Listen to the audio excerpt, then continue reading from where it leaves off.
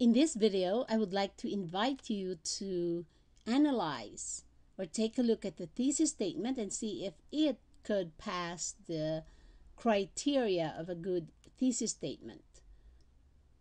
So let's try to examine this one. The thesis states there are certain ways to help manage the negative effects of neglect on children.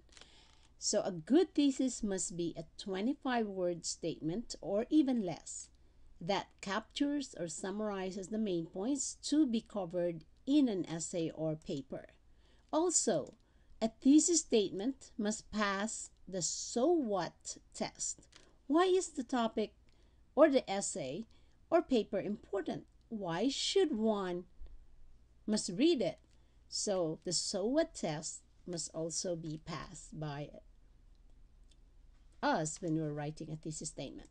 So let's try to count the words in the thesis statement to pass this criteria of a 25-word statement or even less.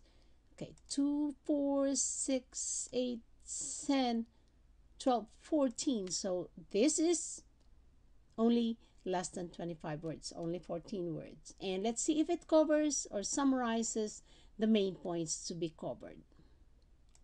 So the first main point, we'll talk about the background, the definition, some facts, reports, and cases.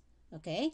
And this main point covers the keyword neglect on children. So we don't even have to write all the words that are written on the thesis statement, but we can put together the key words about our paper in order to capture what we intend to cover within our essay or paper. So that's the first main point. Let's take a look at the second main point, which is the effects of neglect on a child. So where does this fall? It does fall right here, negative effects of neglect on children. So this main point, the second main point, covers the negative effects of neglect on children. All right. Now the third main point goes managing effects and the ways of helping a child who is suffering from the after effects of neglect. Okay, so this third main point covers certain ways to help manage the negative effects of children, of neglect on children. So, as we can see, this simple 14-word statement covers the ideas that will be discussed within the paper or essay. So this thesis statement somehow passes the criteria, this first set of criteria. Now let's take a look at the so what test. What makes this paper or essay important? Okay, the most valuable part of this paper is how one can manage the effects, or what are the ways of helping a child who is suffering from the after effects of neglect?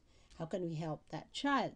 So these two main points are as important because if we understand the facts, if we understand the effects of neglect on a child based on research and studies, then it will help us understand what a child is going through.